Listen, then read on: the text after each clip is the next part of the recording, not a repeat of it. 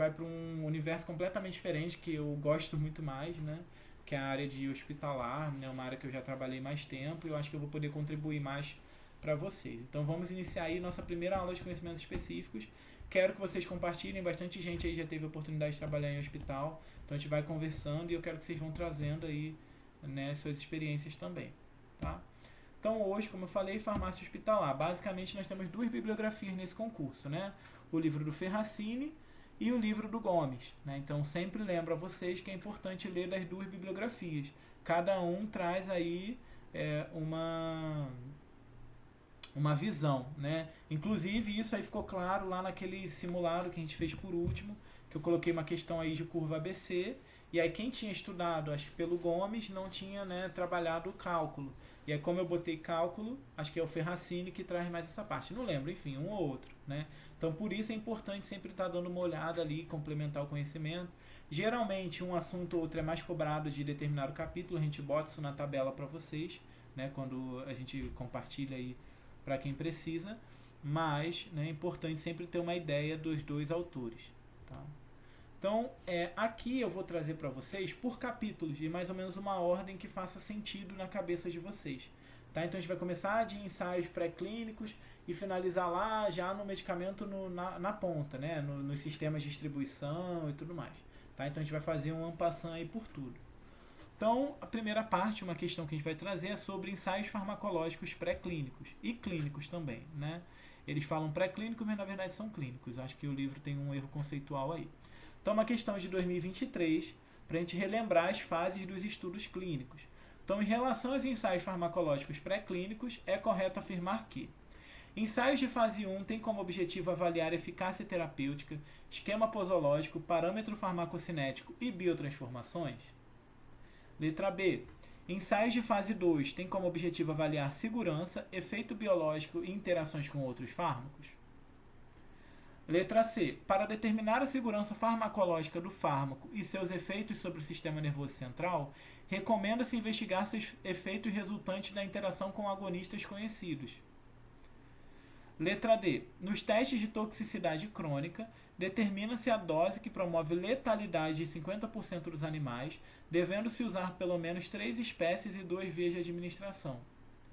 E letra E. Abordagens de natureza molecular podem ser utilizadas para avaliar se o fármaco é biotransformado por variantes polimórficas do citocromo P450. Então vou dar aí um minutinho para vocês pensarem, tá? Matheus, não é tu que já trabalhou com estudo clínico? Não lembro. Se for, já se habilite aí a responder. Passei longe. Nós no INCA tem muito, hein? Não, isso é verdade. Tem muita pesquisa clínica lá. Já te joguei a bomba aí. Pensa aí pra responder.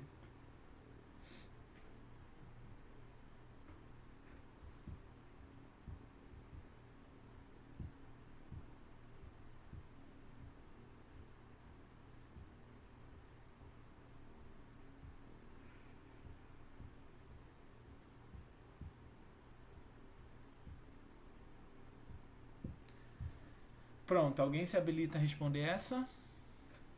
Matheus? Pô, essa ideia é difícil, hein, Julia? Queria fácil? É... Não, dá pra ir tentar por, sei lá, por Eliminação, né? eliminação. Alguém mais? Letra E. E de Eduardo. Letra E. Vamos lá falar um pouquinho. Vamos relembrar primeiro as fases, tá? Uma tabelinha que eu trouxe aí do Gomes e Reis, tá? E aí a gente volta lá e vai falando de cada um, igual o Matheus comentou, tá? Vamos lá. Então a gente tem as fases 1, 2 e 3 e fase 4 normalmente. Previamente, né, a gente tem os estudos de fato pré-clínicos, né? Então todo mundo sabe, a gente sempre ouve falar na faculdade que um medicamento para poder chegar ao mercado fica por anos e anos, às vezes 30 anos, vários vão passando, é um investimento muito grande e no final a gente consegue pouca coisa, né? Por isso, inclusive, a patente para justificar esses gastos que a indústria tem aí com esses estudos e tudo mais, né? Nos primeiros anos daquele produto no mercado, tá? Então, os ensaios farmacológicos pré-clínicos, né? Então, envolvem aí os estudos in vitro, né? In sílico também, que são no computador, e nos animais, em vivo, né? Então, estudos in vitro, beleza, né? Todo mundo entende ali, pode ser com enzimas, com células e tudo mais. Nos animais, então a gente tem camundongo, cachorro, enfim, macaco, né? E sempre vai progredindo. Então, normalmente podem ser de curta ou de longa duração, tá? E os estudos clínicos, a gente tem as fases 1, 2 e 3, normalmente de 2 a 10 anos, uma média de 5 a 6 anos. Então, o estudo de fase 1 é aquele estudo inicial, que aí a gente sempre fala, voluntários normais, sadios, né? Hoje em dia, né, isso é o que a bibliografia fala, mas hoje em dia isso não necessariamente mais é assim. Então tem uma questão ética que às vezes faz com que a gente não coloque aquela pessoa sadia, dependendo do medicamento que você está estudando, para participar de um estudo de fase 1. Então, por exemplo, um medicamento oncológico, que ele por si só, né, pode causar uma mutação, não faz sentido a gente testar aquilo ali numa fase 1 num voluntário sadio. Mas, classicamente, né, estudo de fase 1 é com voluntário normal, para avaliar segurança, efeitos biológicos, biotransformação, parâmetros farmacocinéticos, mas nunca, né, a eficácia, a não ser em casos específicos. Então, quando aqui na letra A gente fala que fase 1 tem como objetivo avaliar a eficácia, está errado, né? Porque normalmente no clássico, que é o que vocês precisam lembrar, fase 1 é paciente sadio, não tem como você avaliar a eficácia, beleza? Fase 2 já tem um grupo pequeno, mas com pacientes selecionados, então pacientes, né? Pessoas que têm uma determinada patologia, por exemplo. E aí sim, avaliar a eficácia, um esquema posológico, biotransformação e parâmetros farmacocinéticos. Então, assim, a gente já começa a fazer uma avaliação de eficácia, porém num grupo menor de pacientes, tá? Então, quando fala que fase 2 tem como objetivo avaliar segurança, efeito biológico e interação com outros fármacos, eu diria que por partes, né, tá certo, mas só que é aquela questão, né, a gente sempre entra na discussão, que a VUNESP tem aquilo de dar certa e dar mais certa, tá? Eu não diria que talvez interação com outros fármacos seria o objetivo principal, por exemplo, da fase 2. Isso a gente vai ver mais na fase 3 e fase 4, né, que é quando o paciente polimedicado está lá no mundo real e tudo mais. Mas poderia avaliar também numa fase 2? Poderia, né, mas classicamente não é o objetivo de uma fase 2. Tá? Mas segurança, com certeza sim, efeito biológico também, tá? Então é uma letra que eu acho que talvez criaria aí uma confusão na cabeça de vocês, mas eu diria principalmente interação com outro fármaco não é o objetivo da fase 2, né? Até que o paciente é bem selecionado, como a gente falou.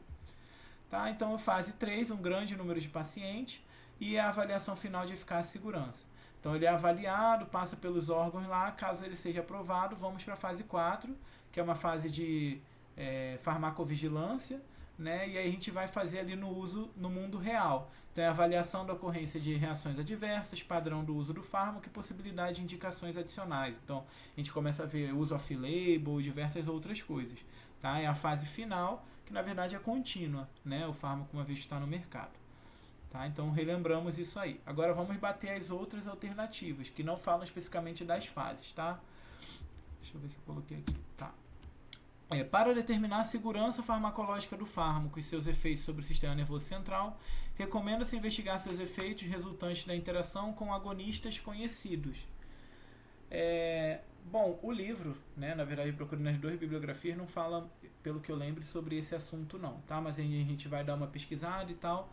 Normalmente, você não utiliza isso com agonista conhecido. O que seria, por exemplo, se adicionar ali ou um antagonista no caso, né? Mas se adicionar um outro fármaco que seja estimulante do sistema nervoso central, não faz sentido, né? Você trabalhar com isso. Isso talvez seria mais estudado ali numa fase 4, mas no ensaio, num contexto clínico, pré-clínico, não faz sentido você adicionar um agonista conhecido, então não seria recomendável, tá?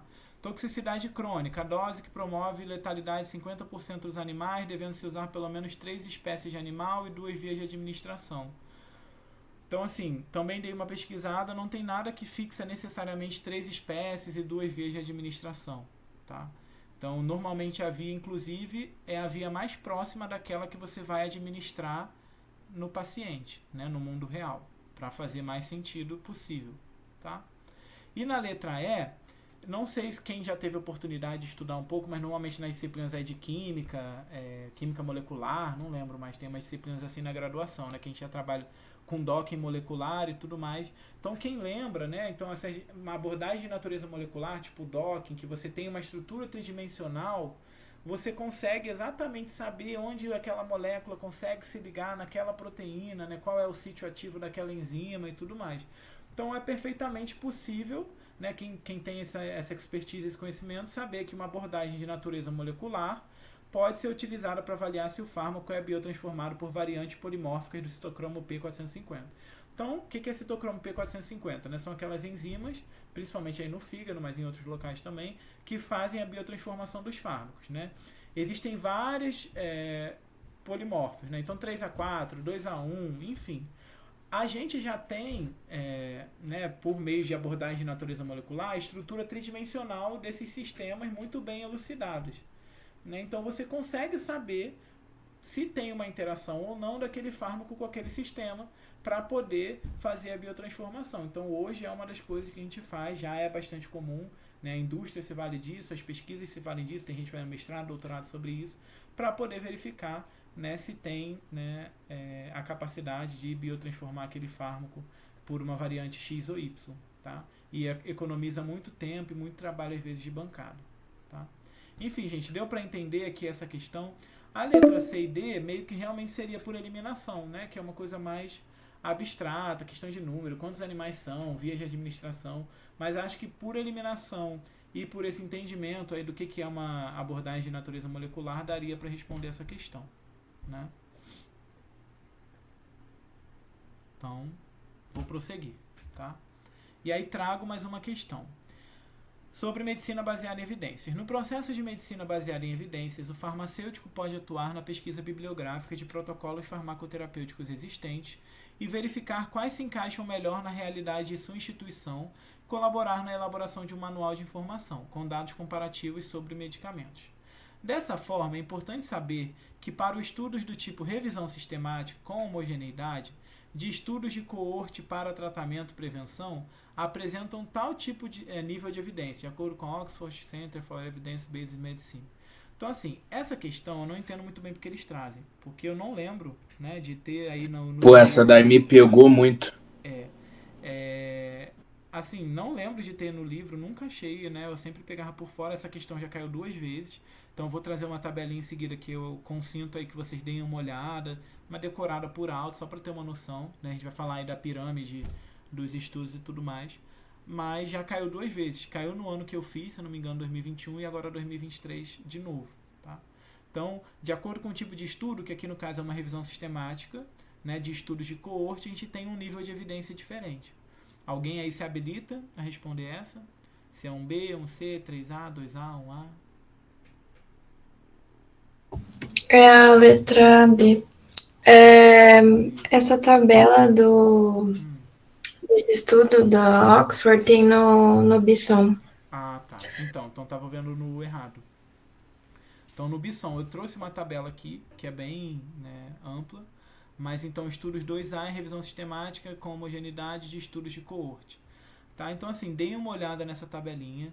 Então só relembrando, né? Então geralmente a revisão sistemática, principalmente com meta-análise, é a melhor forma que nós temos, né, para poder fazer alguma afirmação sobre uma determinada tecnologia, alguma coisa assim, né? Então, revisão acho que todo mundo entende, né? Que na verdade seria você pegar aí um apanhado de estudos, e a sistemática, ela é aquela que você tem um método sistemático para poder selecionar estudos e, né, fazer a sua análise. Com a meta-análise você consegue fazer cálculos para poder ter, né, se você meio que soma, entre aspas, tá? Tem os cálculos que a gente precisa fazer, mas você consegue somar ali os estudos, os resultados do estudo e chegar a um resultado melhor. E aí a revisão sistemática ela pode ser de vários tipos, com ou sem homogeneidade, normalmente é com, né? Ou seja, os estudos têm uma certa homogeneidade, trabalham a mesma população, mesmo tipo de desfecho, e com heterogeneidade não é o ideal, né? Porque é até difícil você fazer uma revisão sistemática quando o estudo é muito heterogêneo, tá? E aí existem revisões de diversos tipos. No caso, a top AAA, que seria 1A, seria uma revisão sistemática de ensaios clínicos controlados e randomizados. Então, dentro do estudo clínico, nós temos o SR, né, estudo clínico randomizado, controlado e randomizado, como o melhor. Né? Hoje em dia, isso está muito em discussão, porque assim, nem tudo a gente consegue fazer um SR. Né? Então, vocês já devem ter debatido isso na faculdade também. Mas, classicamente, aí nos livros, né, normalmente SR é o top do top. E aí uma revisão sistemática de um SR seria 1A. E isso vai decaindo conforme a gente vai vendo. Então, lá já tipo C seria um relato de caso, e tipo D, né, um grau de recomendação D, nível de evidência 5, seria uma opinião de uma avaliação crítica, né, desprovida de avaliação crítica ou baseada em matérias básicas. Estudos fisiológicos, animais, tipo uma fosfetanolamina da vida, não sei se vocês lembram. Então o pessoal presumiu que ela curava o câncer com estudo em camundongo, enfim. Então seria um nível de evidência 5, grau de recomendação D, o pior que a gente tem. Tá? Então, deem uma olhadinha nessa tabela para dar uma relembrada aí, né? Quem já teve a oportunidade de ver, ou deem aí uma decorada, eu sei que é um pouquinho chato, mas é uma coisa potencial que eles já cobraram 2 vezes. Tá? Então caiu em 2021, 2022 não, 23 sim, 24 não, quem sabe, né, eles não gostariam de cobrar de novo. Aí a Maria já deu o bizu no livro do Bisson, tá? Não lembrava. Tem essa tabelinha lá também, mas como eu vou compartilhar aqui com vocês, depois vocês podem acessar por aqui também. Tá bom? Beleza, gente? Alguém quer comentar alguma coisa, relembrar algum tipo de estudo? A gente vai falar mais um pouquinho sobre isso depois hoje também. Então vou prosseguir, tá? Agora a gente vai falar um pouquinho sobre farmacoeconomia, né? Tem um pouco a ver com o que a gente estava falando também. Então, uma questão recente, 2024, fala: em relação à avaliação econômica da saúde, é correto afirmar. Então a gente vai falar de custo-benefício, custo-efetividade, utilidade, tá? Enfim. Na análise de custo-benefício é atribuído um valor monetário às consequências dos programas de saúde, de forma a torná-los mensuráveis e compará-los com os custos. Letra B. Análise de custo-efetividade é particularmente útil e interessante na análise dos tratamentos que produzem uma redução da morbidade, mais do que na mortalidade propriamente. Sobre avaliação econômica em saúde. Ela é pouco útil para saber se o procedimento, serviço ou programa pode causar mais benefícios do que malefícios às pessoas que acatarem as recomendações. Letra D. Na análise de custo-utilidade, as consequências dos programas são medidas em unidades naturais ou físicas, como os anos de vida ganhos. E letra E. Na análise de custo-efetividade, as consequências dos programas são medidas em unidades de tempo, ajustadas por pesos relativos ao resultado. Assim, eu sei que é um pouquinho complicado a gente estudar isso de custo-efetividade, utilidade, efetividade. A gente vai debater um pouquinho, eu trouxe aqui uns exemplos, tá? Mas vou dar um tempinho aí para vocês pensarem antes de responderem essa questão.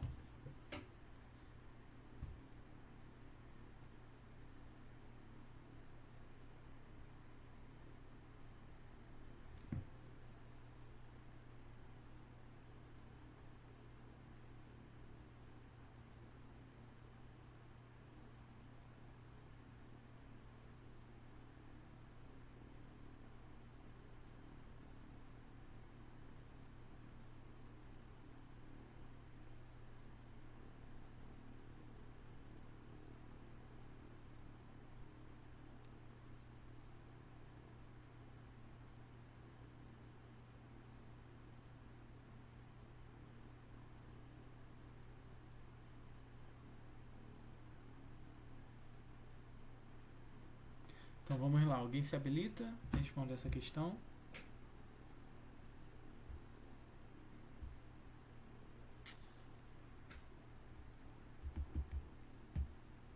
Um, dois, três. Então gabarito, letra A, tá? Vamos trabalhar um pouquinho. Para facilitar, gente, eu trouxe um exemplo de cada estudo para a gente poder debater, tá? Acho que era uma coisa até que a gente estava devendo vocês de falar sobre, e aí eu achei importante a gente trazer aqui para a gente poder relembrar, tá? Então, cada tipo de análise compara os custos e as consequências terapêuticas de diferentes ações de saúde. A primeira forma considerada lida somente com os custos, é a mais simples, né? Análise de custo mínimo ou custo minimização, tá? Usualmente adotada quando ao longo do estudo observa-se que os resultados clínicos de duas ou mais alternativas são equivalentes, apenas os custos variam. Então, custo minimização é o mais simples de todos. É quando a gente pressupõe, né, que duas tecnologias elas têm resultados equivalentes. Então, o mais simples da gente pensar, medicamento genérico. Então, em tese, o genérico, né, e o referência, eles teriam ali, né, até a gente tem que comprovar e tudo mais, mas eles teriam um resultado equivalente. Então, a substituição de um genérico por um similar por um genérico me permite aí fazer um estudo de custo-minimização e ver quanto que eu reduzi ali do custo ao longo do tempo, né? Porque eu não sei se vocês sabem, mas o genérico ele só tem um preço ali mínimo, né, frente à referência na hora que ele entra. Depois, esses preços eles meio que se dão uma desregulada. E às vezes a gente pode ter até genérico mais caro, tá? Tem umas paradas assim que acontecem. Então, a gente consegue fazer análise de custo-minimização, por exemplo, de genérico e medicamentos de referência, similar e tudo mais. Tá? Então, eu trouxe aqui um exemplo. Custo-minimização e número de pessoas a serem tratadas na hipertensão não complicada. Então, nesse estudo, os autores realizaram uma análise de custo-minimização, ou seja, assumiram que a eficácia do medicamento era a mesma e pesquisaram as diferenças no custo de sua utilização. Aqui eles utilizaram diuréticos tiazídicos, beta-bloqueadores, inibidores da ECA, bloqueadores alfa, antagonistas de canais de cálcio. Eu diria que é o estudo mais adequado? Não sei se seria, né? Porque assim, são fármacos de classes completamente diferentes. Mas, para fazer esses estudos, eles presumiram que os resultados são equivalentes. Então, o que eles precisam saber? Né? Custo-minimização, presumir que o estudo, as intervenções têm um resultado equivalente e a gente vai comparar apenas o custo. Beleza? Entenderam aí a custo-minimização? Sim. Tá, eu botei o link lá embaixo depois de cada um. Depois, se vocês quiserem ver o artigo para entender melhor, tá? Vocês podem ver. Segundo tipo de estudo, análise de custo-efetividade. Eu trouxe aqui o que o livro falou e a gente vai trazer um exemplo. Na análise de custo-efetividade, as consequências dos programas são medidas em unidades naturais ou físicas, como os anos de vida ganhos ou os casos corretamente diagnosticados. Neste caso, as terapias alternativas não apresentam os mesmos resultados. Existe sempre a possibilidade de se obter melhores resultados com os mesmos custos, gerando economias. Então, nesse caso, diferente da custo-minimização, e é isso que vocês precisam saber, né, a gente não necessariamente tem uma alternativa que tenha o mesmo resultado, né? Então, os resultados são diferentes e, às vezes, podem até o mesmo custo, mas com resultados diferentes. E a gente avalia, poxa, se o medicamento X custa a mesma coisa que esse, mas esse aqui tem um resultado X e esse aqui tem Y, ou seja, ao contrário, né, da custo-minimização, vale a pena eu trocar, né? Então, eu trouxe um exemplo aqui, avaliação de custo-efetividade e impacto orçamentário do tratamento adicional de omalizumab em pacientes com asma alérgica não controlada. Então, só a metodologia aqui. Na análise econômica, utilizou-se o modelo de Markov baseado na evolução da asma, considerando os seguintes desfechos clínicos: exacerbações graves, exacerbações não graves clinicamente significantes, além da taxa de mortalidade por asma e uso de recursos e custo com tratamento. Calculou-se razões de custo-efetividade incremental e impacto orçamentário com base em dados de saúde suplementar sobre a população. Tá? Então, assim, aí tá. A análise do impacto orçamentário apontou um custo por beneficiário de 40 centavos, né, no primeiro ano, chegando a 1,80 no quinto ano. Então, assim, na verdade, aqui nesse tipo de estudo, o que a gente tem? Duas tecnologias, na verdade, você adicionando uma tecnologia, né, a um determinado tratamento que já acontecia, que eu não li tudo, depois vocês dão uma olhada, mas o paciente já faz um tratamento padrão. Então, por exemplo, aqui com corticosteroide, um beta-2 agonista de longa duração. E nesse caso a gente estava vendo, se adicionar um omalizumab, qual é que vai ser o resultado daquilo ali. Nesse caso a gente presume que o resultado é diferente. Então aqui ele chegou à conclusão que chegava a um resultado melhor. E nesse caso o custo não era o mesmo, tinha uma diferença nesse custo. Tá? Mas aí você avalia nesse estudo se vale a pena você ter esse custo a mais, por exemplo, para ter esse desfecho que também é diferente. Tá? Não sei se deu para vocês entenderem. Então, diferente do custo-minimização que a gente tem ali, sempre presumindo que a alternativa ela tem um resultado equivalente, nesse caso a gente não presume isso. Tá? Pode ser que o custo seja o mesmo? Pode, mas não necessariamente é, e geralmente não é. Tá? Beleza? Então, traduzindo, agora um exemplo mais simples ainda. Um exemplo de análise de custo-efetividade em medicamentos pode ser a comparação entre um medicamento novo para controlar a pressão arterial com um medicamento mais antigo e de menor custo. Se o medicamento novo, além de reduzir a pressão arterial tão bem quanto o antigo, também oferece benefícios adicionais, ou seja, o resultado não é igual, como redução do risco de eventos cardiovasculares, e o custo adicional for considerado aceitável em relação a esses benefícios, então o medicamento novo pode ser considerado custo efetivo. Tá? Deu para entender, gente, a custo-efetividade? Sim. Custo-utilidade. Sim. Na Juliana, Alguém falou alguma coisa? eu acho que a aula vai acabar agora, não É, eu seria acho que melhor a eu gente trocar de vou. link logo? Vamos trocar de link, porque senão eu vou começar e vai quebrar o assunto, tá? Então,